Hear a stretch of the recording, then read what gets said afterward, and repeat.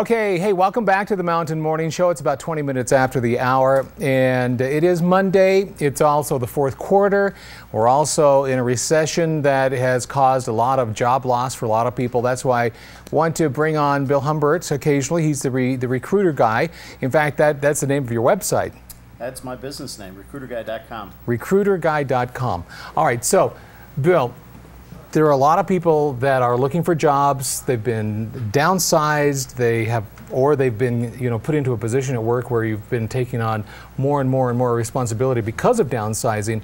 And maybe it's time to look for something else, or maybe out of necessity you need to find something. So as we move into fourth quarter, this is sometimes a difficult time to find a job, but you're suggesting, no, this is actually quite a good time to find a job. This is the best time to find a job. How? Well, how is through networking. The reason is January 1st, a lot of companies, or most companies, have the beginning of their fiscal year, the beginning of the new budget. Okay. And with that new budget usually is new hires. And the hiring managers have been conditioned that if they don't hire early, they may lose those opportunities later. True. And so they're motivated right now. And the other thing is, the common wisdom is that the holidays are the worst time to interview. In fact, it's the best time. Now, the industry that I spent most of my career in, broadcasting, radio in general, fourth quarter traditionally has been the time where the general managers and the regional managers start firing people because of budgets and because of bonuses by the end of the year. And you're right, fourth quarter is nasty. But first of the year, they start hiring again. Yep. But with that in mind, what do you think, what is the average time from beginning to end of the interview process? When they start looking from the time of posting a job and going through the entire interview process, of course it's different for everyone, but it does take time. Right. Well, it's different. Smaller companies react faster. Right. Okay. Larger companies have a little bit more bureaucracy to go through. So in a larger company, you post the position, people get out there, find out about it.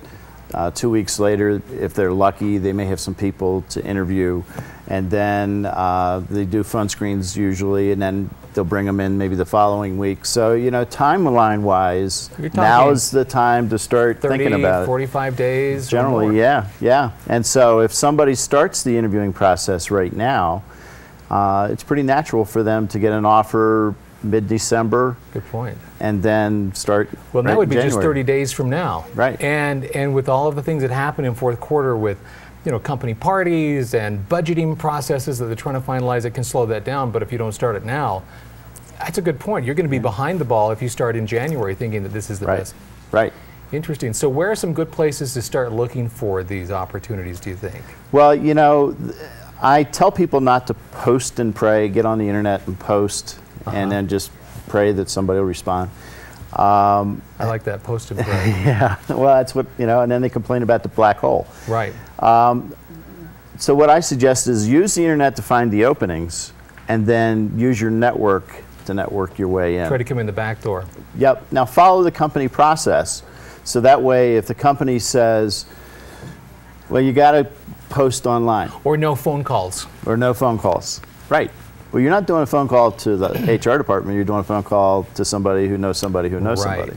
Right. And what's amazing, especially if you're looking locally, this is a tight little group of people that you usually know somebody who knows somebody. And so would you suggest then that you use social networking to maybe start looking around, or at least propositioning friends, or at least researching to find out where people are working? You know what? Talk to them in person. Use LinkedIn and then call them up. Yeah. Too many people today are trying to use that impersonal text, email. No, right. But it's a great resource to maybe get some research and to understand where people are and how to contact. Yeah, LinkedIn is a great way to find where people are and then maybe link with them. Interesting. All right. So give us maybe two of the top things you would suggest for somebody if they're looking for a job. We've talked about networking. We've talked about making sure that you contact these people in person. What are two other really strong things you can suggest for somebody that's out there looking and just not finding a lot of success? Well, look at your resume. That's your marketing piece. The job search is a sales process. And your resume is your marketing piece, your interview is really your sales piece, but your networking to it is also the sourcing part of the sales piece. And so look at your resume. Are there accomplishments that are easy to see in your resume? Do they pop out? I was timed one time as I went through a stack of 120 resumes back in '93. So I like to think I've improved. Andrea said that I looked at some resumes for as little as 2 seconds and put them into the definitely interested or definitely not interested stack. And I spent as much as 12 seconds on a resume, and I put those into the definitely not interested and the really painful, I'll take another look. And I average 6 seconds a resume. So you've got 6 seconds to get my attention. So you're suggesting you should put maybe at the top of your resume some of your accomplishments, things that pop with what you've done instead of the laundry list of all the places I've worked? Yep, put a summary, put just headlines of some of your accomplishments, and then put them down in the body also, so that you look up there, you get, oh, that's where it is, and then you come back down here and you go. Interesting. Where it fell in chronologically. Right. Okay. And so, but make sure some of your accomplishments are pretty recent, because something that's 10 years old, everybody's going, well, what's he done since then? True.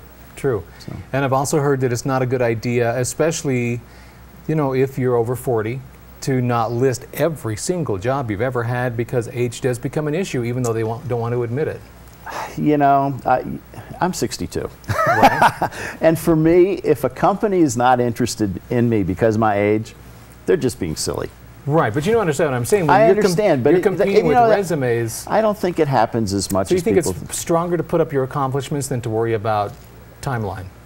Well, your timeline's important. Hiring managers want to see that you were employed consistently.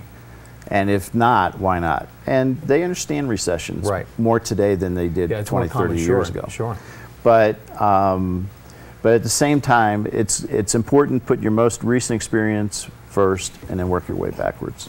Okay, great advice. Fourth quarter, it's the time to go. Time to find a job if you're looking for something or you want to improve. Bill, thanks for coming in. And if we want to find out more or have questions or need your help to help people find jobs, we can find you?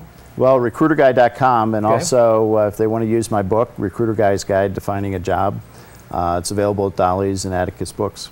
Very good. Yeah.